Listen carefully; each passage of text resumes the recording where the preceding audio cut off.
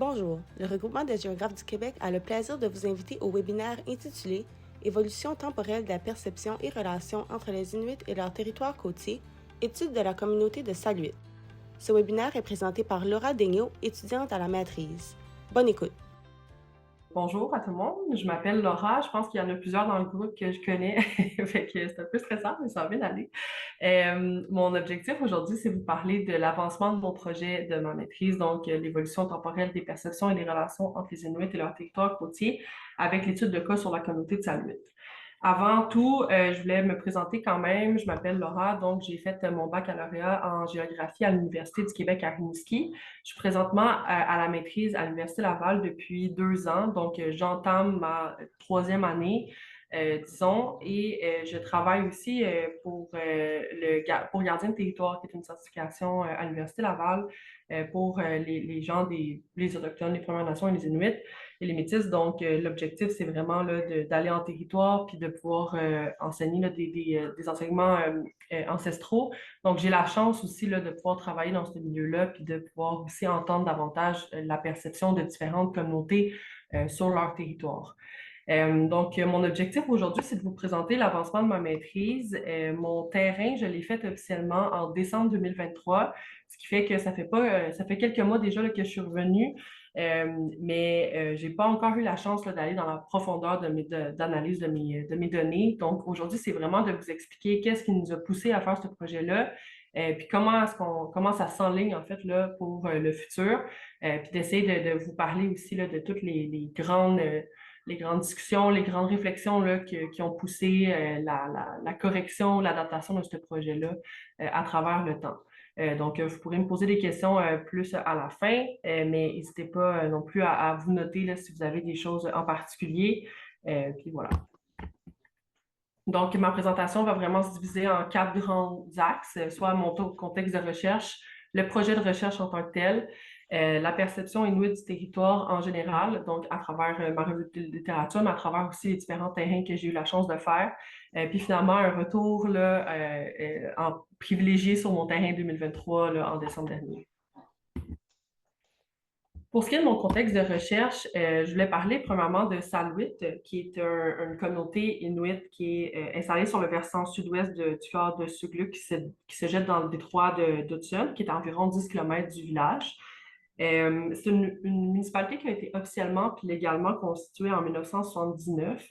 Autrefois, en fait, la communauté due au poste de tresse de la baie d'Hudson était à Baie-Déception. Puis dans les années 30, 1930 environ, la baie d'Hudson a décidé de déménager en fait son poste de traite à Saluit et donc d'établir vraiment un campement périn là, dans la communauté de Saluit. Ce qui fait en sorte qu'en ce moment, il y a des gens, il y a des aînés qui se souviennent aussi de leur réalité à la baie Déception. Donc, le territoire n'étant pas seulement orienté autour de la communauté, mais vraiment au niveau de l'ensemble du territoire. Ben, quand on parle de Saluit, on parle aussi de baie Déception d'une certaine façon et de tous les chemins, de toutes les façons de s'y rendre également. Vous pouvez voir à droite aussi la carte du Norton Village. Saluit, c'est une communauté qui se développe énormément. Je vais en parler davantage plus tard, mais c'est quand même important de comprendre que si Saluit au départ était surtout proche de la baie d'Hudson, de la baie, désolé, le village commence aussi à s'étendre vers le sud, puis à donc chercher en fait davantage d'endroits pour pouvoir s'établir. On est déjà en train de construire une nouvelle place ici, donc il y a vraiment là, plusieurs nouvelles zones habitables qu'on peut voir. Je voulais vous montrer aussi les différences entre Saluit au début, donc 1957, qui est notre première année d'acquisition d'imagerie satellitaire, puis 2023. Les grandes différences qu'on peut voir là, au niveau de la communauté, c'est vraiment la mise en place d'une marina qu'on peut voir ici, puis le fait qu'il y a des maisons là, qui sont désormais vraiment situées sur le littoral qu'on peut voir ici un peu, mais qu'on peut voir également là, que, il y a vraiment, c'est vraiment proche là, de la baie, c'est vraiment proche de l'eau. Donc, il y a quand même des modifications territoriales qui se font là, depuis 1950. Le contexte de la recherche, c'est en 2020, il y a eu un rapport technique sur l'impact des changements climatiques sur l'environnement maritime et côtier du Navik. qui est sorti, qui a commencé à mettre en lumière, en fait, plusieurs enjeux, plusieurs problématiques. Il y avait beaucoup de réflexions déjà qui avaient lieu avant, mais ce rapport technique-là a vraiment amené des réflexions là, au niveau des administrations du Nunavik qui ont commencé à se dire, OK, ben en dehors du PHGSL, par exemple, en dehors de comme plein d'autres choses, il y a aussi tout l'environnement côtier qui doit être compris, qui doit être mis de l'avant. Et donc, en 2020, il y a l'administration régionale Kativik qui a fait une demande officielle en disant on aimerait avoir plus de recherches sur l'environnement côtier. On a des aînés, il y a des membres de la communauté qui commencent à observer des modifications sur le territoire, puis on aimerait ça les comprendre davantage.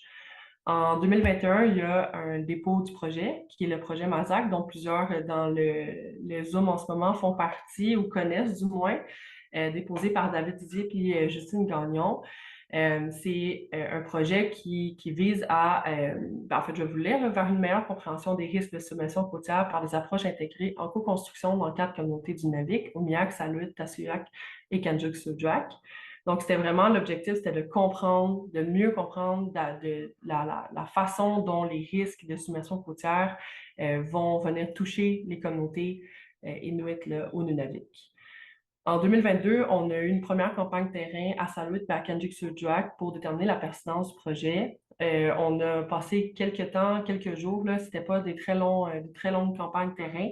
Puis on s'est rendu compte qu'il y avait intérêt des communautés à vouloir discuter davantage puis à vouloir comprendre davantage, en fait, là, tout ce qui était relié à la relation avec les zones côtières. Donc, ça a un peu déterminé, en fait, le fait que le projet pouvait aller de l'avant, puis sous quel angle aussi on voulait aller de l'avant. Le projet il a été financé par le RISC, le RQM, puis ça a été construit en partenariat avec la Société Makivik, l'administration régionale Kativik, le Centre d'expertise en gestion des risques d'incidents maritimes, le Centre de géomatique du Québec, le COR et le SEN. Et finalement, en 2023, on a fait une campagne terrain à Saluit pour rencontrer la communauté de Saluit directement, puis pouvoir être en mesure de poser nos questions aussi, donc de vraiment aller chercher toute l'information qui était nécessaire là, pour faire tout ça. Il y avait deux grands intérêts de recherche qui venaient vraiment englober en fait là, ce projet-là. De mon côté, là, en dehors de Mazac, on va vraiment plus s'intéresser à mon projet, à moi. Le premier, c'était vraiment le fait que justement les prévisions climatiques du Nunavik, ils mettent en lumière de nouveaux enjeux environnementaux. Puis l'un de ces enjeux-là qui prend de l'ampleur de plus en plus, c'est celui de l'érosion des côtes associée au régime de tempête, qui provoque une augmentation des risques de surcôte, les changements au régime hydrologique avec une augmentation du débit annuel moyen. Donc, il y a toute l'idée là, qu'il y a de nouveaux enjeux environnementaux qui touchent les zones côtières, qui touchent directement aussi la façon dont les communautés inuites vont occuper le territoire, parce qu'ils sont souvent en zone côtière, puis sont souvent associés là, à l'eau en général. Donc, il y avait vraiment cette première problématique-là qui venait jouer, qui venait mettre une tension en fait là, sur la façon dont les communautés inuites utilisaient là, leur territoire. La deuxième, c'était vraiment que les communautés inuites font face à de profonds changements socio-économiques, dont par l'éducation, la politique, l'administration territoriale, puis par une modernisation des infrastructures terrestres et de transport. Donc, il y a un besoin qui est de plus en plus pressant de créer des infrastructures pour répondre aux besoins, aux différents besoins, en fait, là, des mais les terrains propices, donc ceux qui ne sont pas nécessairement à risque de se faire construire dessus, se font de plus en plus rares. Puis, engendrer à ça avec les nouveaux enjeux environnementaux, ben, on a de la misère à être en mesure de comprendre exactement comment bien adapter en fait le territoire aux besoins des communautés. Puis à travers tout ça, il ne faut pas oublier l'aspect humain du territoire. Puis c'est un peu là-dedans que s'inscrit vraiment mon projet de maîtrise. Il y a beaucoup de recherches qui se font sur les enjeux environnementaux, sur les prévisions climatiques, sur la façon d'emménager de façon durable un territoire justement avec des changements climatiques. Mais souvent, on oublie en fait l'aspect humain, l'aspect de la perception, puis de l'interprétation, puis de la relation entre la communauté qui vit le territoire, puis la façon dont on va faire, comment on va construire en fait sur ce territoire-là, comment on va adapter les infrastructures là, en fonction de ça. C'était vraiment sur ce point précis que je voulais adresser là, mon projet puis ma problématique. Donc, de vraiment considérer l'aspect humain du territoire dans les plans de gestion d'aménagement durable du territoire, etc. Désolée. Donc, pour ce qui est de mon projet de recherche, ma question de recherche était donc vraiment comment l'évolution du territoire à travers le temps module les perceptions de la relation des Inuits face à leur paysage côtier. Donc, la question, c'était est-ce que les modifications environnementales à travers le temps modulent les perceptions et relations des Inuits face à leur territoire côtier en essayant de considérer justement le territoire, la société, la communauté là, sur une même, comme dans une roue, en fait, là, sur vraiment un même pied d'égalité. Puis pour répondre à cette question-là, j'avais 3 questions subséquentes. Comment les méthodes d'adaptation des communautés inuites modifient-elles leur résilience face aux aléas côtiers? Comment les épisodes de tempête modifient-ils la perception et la relation des Inuits face à leur territoire côtier? Et comment l'influence des stratégies d'adaptation et de résilience venues du Sud module-t-elle les pratiques inuites? Pour ce faire, j'avais 3, désolé, objectifs. Donc, d'évaluer les modifications du territoire côtier engendrées par les changements climatiques et par les aléas côtiers depuis 1950 au sein de la communauté de Salouet. On a décidé dans le cadre de la maîtrise de vraiment seulement se concentrer sur Salouet. Salouet qui est quand même intéressante justement dû à la présence de la marina, puis à plusieurs changements là, au niveau de la zone côtière et de la première rangée de maisons qui est vraiment affectée par la hausse des niveaux des mers, puis en fait par les tempêtes, etc. Puis on a décidé d'aller aussi depuis 1950, qui a été une date qui a été difficile à choisir parce que le savoir des Inuits n'est pas nécessairement facilement définissable là, dans un cadre temporel du Sud, là, par exemple. Donc, de dire depuis combien d'années, par exemple, il existe ça, c'est difficile à mentionner. C'est souvent considéré dans des aspects de temps long. Donc, 1950, ça a été vraiment parce que notre première imagerie satellitaire vient de 1957, fait que c'était plus facile pour nous de mettre comme date cette date-là. Mais naturellement, il y a beaucoup de connaissances qui viennent de avant 1950, puis il faut être en mesure que la recherche soit modulable en fonction des différentes connaissances des communautés, puis de comment est-ce qu'ils veulent aussi nous le faire, nous les donner. Ensuite, il y a documenter et analyser les transformations territoriales occasionnées par les aléas côtiers perçus dans les milieux vécus des communautés de Salouit. Documenter et analyser les perceptions et relations entre les Inuits et leur territoire côtier dans un contexte d'adaptation et d'influence des pratiques venant du Sud. Pour ce qui est de ma méthodologie, c'était une recherche qui est ethnographique, qui est vraiment basée sur le respect, l'équité, la réciprocité, l'égalité, la transparence, en considération des principes éthiques de la recherche. Ça a été en fait, l'objectif vraiment de la maîtrise, c'est que ça soit modulable aussi. Ça venait au départ d'une volonté de la communauté là, à comprendre davantage aussi les moyens d'adaptation, ou du moins comme les changements là, observables puis futurs là, des zones côtières. Mais je voulais aussi m'assurer que ma méthodologie, peu importe comment est-ce que je la prévoyais d'avance, avant de partir dans le Nord, avant d'aller rencontrer directement la communauté, puisse être modifiable et puisse être adaptable aussi à leurs besoins. Puis je vais vous en parler tantôt parce que ma méthodologie a été obligée là, de se modifier à travers mes entrevues et à travers mon terrain aussi. Donc, pour mes 3 grandes questions, j'avais 4 façons méthodologiques là, d'aller chercher mes données. Il y a mes entrevues semi-dirigées, des cartes sensibles, des cartes mentales, puis une revue de littérature aussi, naturellement, qui vient appuyer ou du moins orienter l'ensemble de mes autres méthodes méthodologiques. J'avais 3 grandes hypothèses qui venaient encadrer en fait là, mon projet. La première étant que les communautés inuites entretiennent une relation privilégiée ancrée dans le temps long et la transmission intergénérationnelle des savoirs avec leur paysage côtier. En deuxième lieu, j'avais que les transmissions intergénérationnelles ainsi que la relation au territoire qui en découle permet aux Inuits d'observer les changements de façon plus graduelle.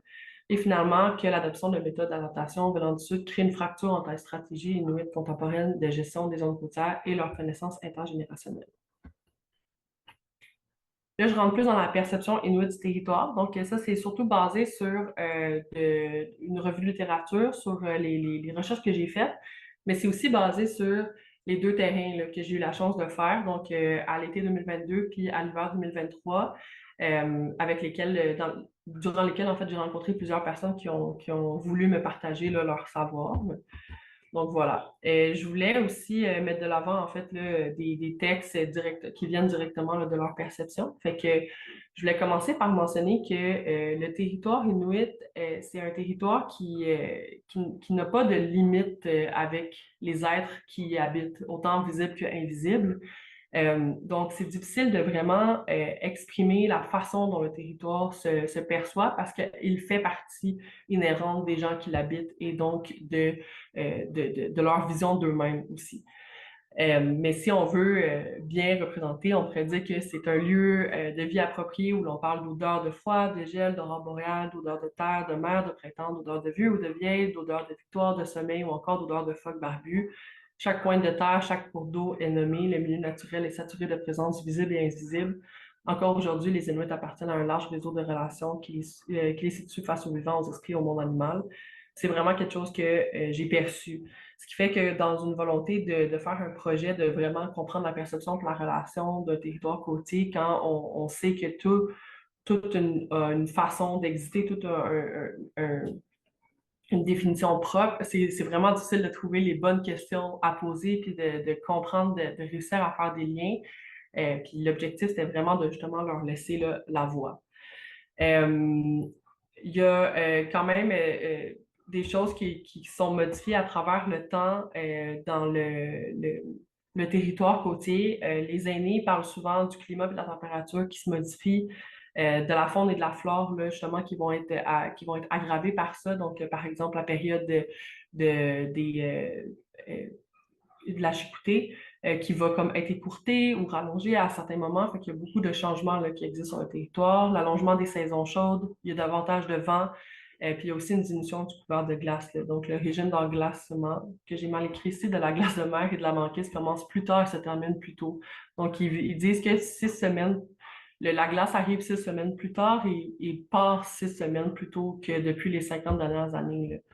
Donc, maintenant, ce qui paraît être une glace solide peut être en réalité n'être qu'une couche mince et fragile. Ce que j'entendais souvent dans les différentes partages en fait là, qu'on me donnait, c'était que le territoire change énormément, puis c'est pas toujours facile de le comprendre. Avant, les communautés avaient une bonne relation au territoire. Ils ont encore une bonne relation au territoire, mais ils étaient en mesure de bien la comprendre puis de bien la prévoir. Maintenant, il y a une peur qui s'installe ou une crainte qui s'installe vis-à-vis de la glace, par exemple, ou vis-à-vis des tempêtes, qui des fois sont différentes puis qui peuvent être dangereuses de par le fait qu'on ne les comprend plus. Dans le livre là, associé à cette citation-là, ça le mentionne bien justement que comme le, la glace l'hiver est tellement différent maintenant que où est-ce que les chemins où est-ce qu'on prenait autrefois pour se déplacer maintenant peuvent être dangereux, puis on a de la misère à savoir quand ils sont dangereux puis quand ils ne le sont pas. Pour la petite histoire, quand on était en décembre en 2023 à Salouit, il n'y avait toujours pas de glace dans la baie, ce qui était vraiment grave là, pour la communauté parce que justement, il n'y avait pas accès à leur jeu d'hiver normal. C'était vraiment anormal que ça arrive. Donc, ce qui fait quand même qu'il y a une adaptation qui est obligatoire en fait là, pour les communautés pour être en mesure de continuer à utiliser le territoire comme avant. Il y a aussi beaucoup de modifications de niveau d'eau qui est perçue. Selon les aînés du MIAC, l'amplitude des marées serait en moyenne aujourd'hui plus grande que dans le passé. Donc, c'est vraiment aussi quelque chose qui est perceptible là, au niveau des rivières, des cours d'eau, des baies. Donc, c'est ce qu'on essayait aussi là, de voir. Pour ce qui est de mon terrain 2023, donc on est arrivé en décembre 2023. J'étais accompagnée de Yasmine Fontaine, qui était mon assistante de recherche avec moi. L'objectif, c'était vraiment de prendre le temps de rencontrer la communauté, de poser des questions et de faire nos entrevues semi-dirigées et de faire nos activités de carte mentale. Une des premières choses qui a été intéressante, c'est qu'on habitait en fait directement chez Annie, qui est ici, qui est la petite fille qui était rendue naturellement une aînée à ce moment-là.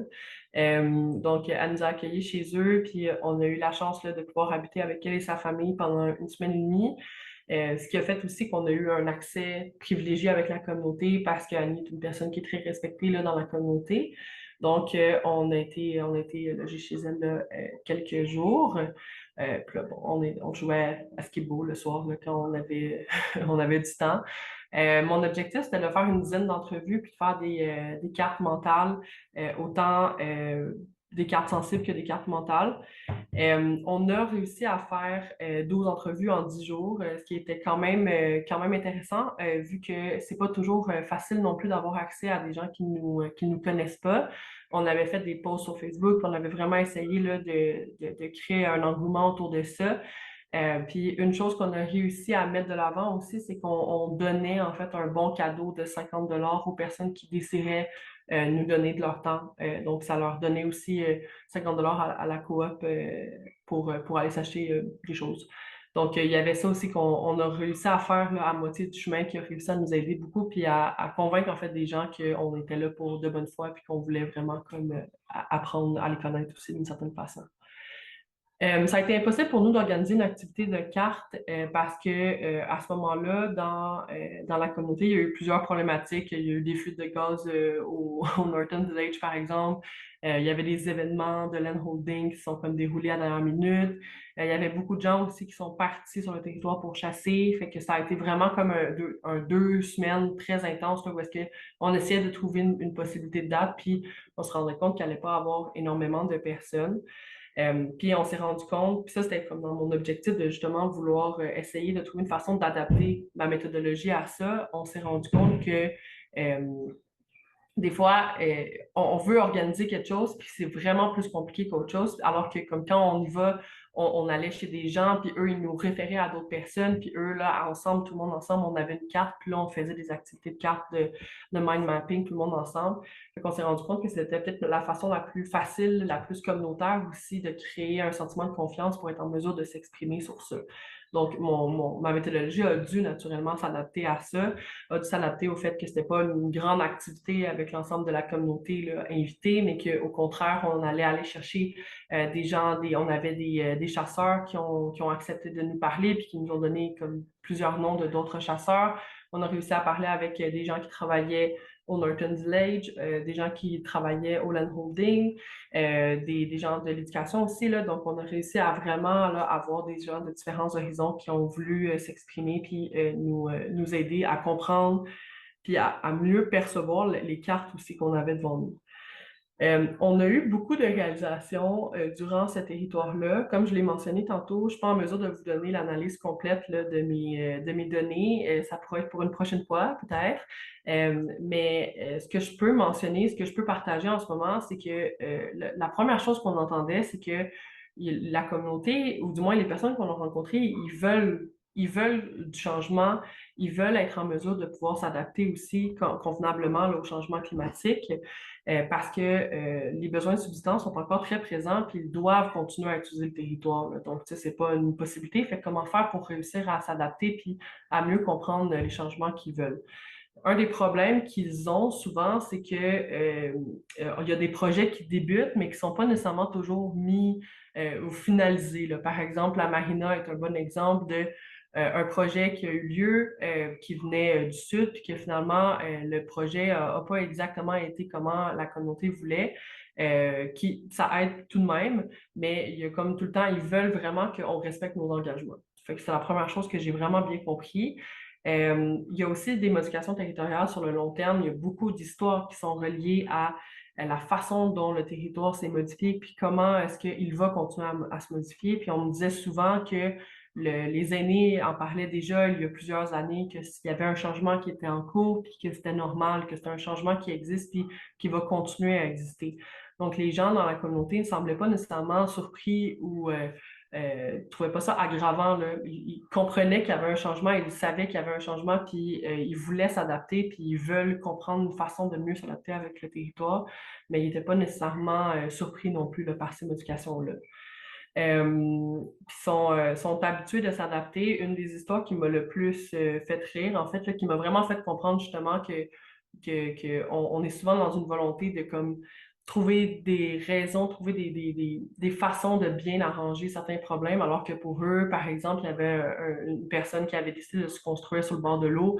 Tout le monde y avait dit que l'eau montait jusque-là, puis que sa maison allait partir à l'eau. Puis comme de fait, au printemps, sa maison est partie à l'eau. Puis là, j'étais comme, ah ben voyons donc, est-ce que vous avez mis de l'enrochement? Qu'est-ce que vous avez fait? Est-ce que, tu sais, quel genre d'adaptation vous avez eu? Puis ils m'ont juste dit, ben, on a juste reculé la maison, puis la personne a appris à plus le mettre là, tu sais. Puis c'est à ce moment-là que j'ai compris que des fois, oui, il y a de l'adaptation qui est nécessaire, mais cette adaptation-là aussi se fait en connaissance du territoire. Tu sais, c'est pas contre le territoire, c'est avec le territoire. Puis finalement, on a eu beaucoup de discussions sur les êtres invisibles aussi, donc de gens qui nous mentionnaient justement la présence de sirènes ou de géants ou de little people, par exemple. Fait que ça aussi, ça revenait beaucoup là, sur la façon dont ils percevaient leur territoire. Donc, ça ressemble un peu à ça pour mes premières idées là, d'analyse. C'est naturellement un projet qui va beaucoup se développer dans les prochains mois, puis qui va pouvoir aussi être agrémenté en fait de suites de discussions là, avec les communautés. Mais ça ressemble un peu à ça pour l'instant. Mon objectif, c'est vraiment de faire en sorte que la vision inuit soit comprise, soit mieux entendue, puis que les zones sensibles des zones côtières puissent vraiment être davantage mises de l'avant là, dans les prochains schémas d'aménagement territorial là, qui vont être décidés. Donc, voilà. Merci de votre attention. N'hésitez pas à suivre nos activités sur nos réseaux sociaux, notre page Facebook, LinkedIn ainsi que notre site Web. Le RGQ est heureux de partager avec vous, géographiquement vôtre, au plaisir.